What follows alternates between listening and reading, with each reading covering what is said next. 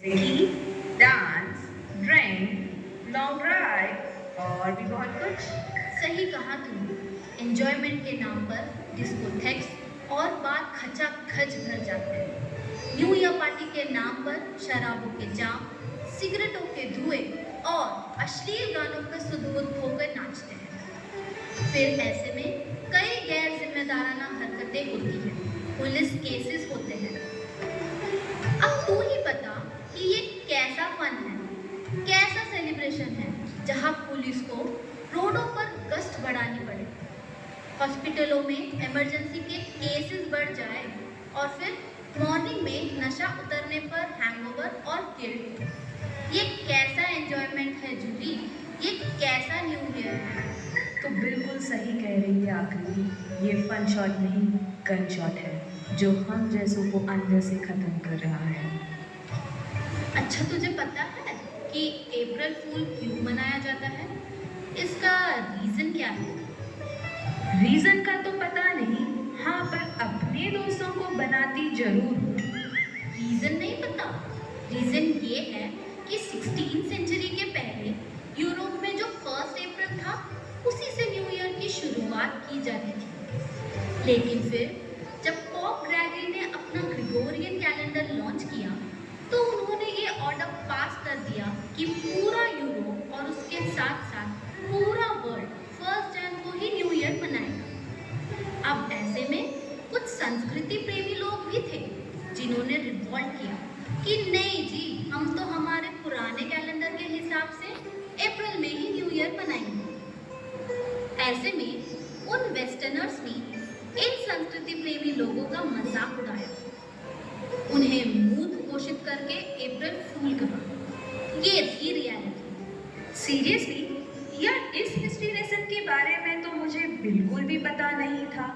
मुझे तो क्या, बहुत सारे लोगों को पता नहीं होगा। हम तो आज एक दूसरे को अप्रैल फूल बना के मजे ले रहे हैं और खुश भी हो रहे हैं।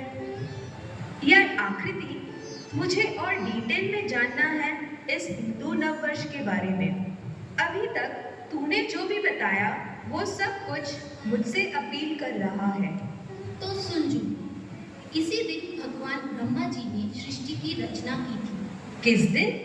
1 जैन या चैत्र शुक्ल के दिन? ऑब्वियसली यार, चैत्र शुक्ल प्रतिपदा के दिन। ओह सॉरी यार, प्लीज कंटिन्यू। इसी दिन भगवान श्री राम का राज्याभिषेक हुआ था और राम राज्य का आरंभ हुआ था। क्या बात कर रही है? हमारे प्रभु श्री राम का राज्याभिषेक हुआ था? यार ये तो मुझे पता ही नहीं था। भगवान श्री राम तो हम सबके आइडल हैं। हाँ, और इसी दिन के बाद नॉर्थ से लेके साउथ तक फेस्टिवल्स के नगाड़े बज उठते हैं, जैसे कि पंजाब में बैसाखी, महाराष्ट्र में गुड़ी पाड़वा, आंध्र प्रदेश में उगादी, केरल में विशु, बंगाल में पोइला बैसाख, तमिलनाडु में पुताड़। और तो और इस दिन से नक्षत्र और ग्रहों की चाल भी एक नया चक्र शुरू करती है।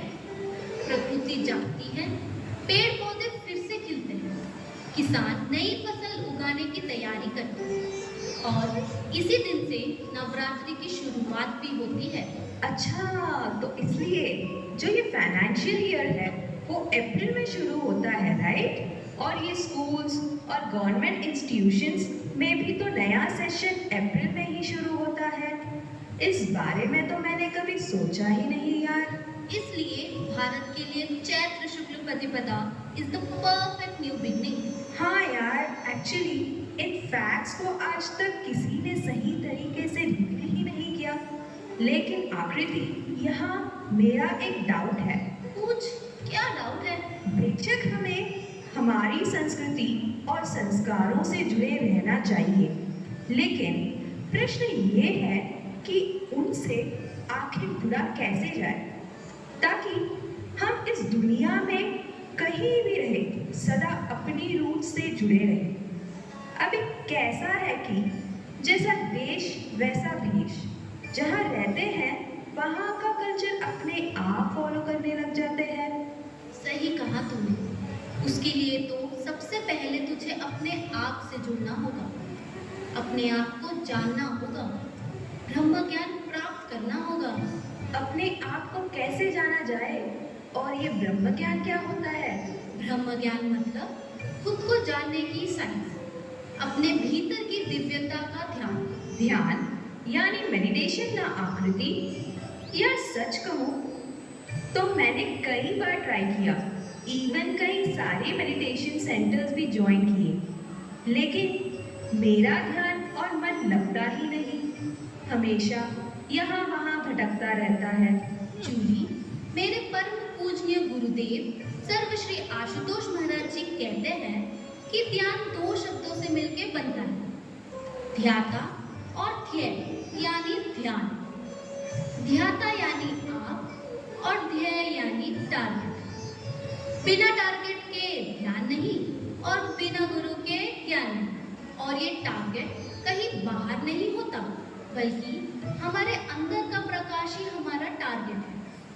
जब हम उस टारगेट को देख के रेगुलरली उसका ध्यान करते हैं तो ऑटोमेटिकली हमारा मन शांत होता है और हमारा मन भी एकाग्र होता है। फिर हम अपनी संस्कृति और संस्कारों से अपने आप ही जुड़ जाते हैं। ऐसा है तो मैं भी ब्रह्म ज्ञान लेना चाहती हूँ। ध्यान साधना कर अपनी संस्कृति से सदा जुड़ी रहना चाहती हूँ। अच्छा तो चल फिर तुझे आश्रम लेके चलती हूँ।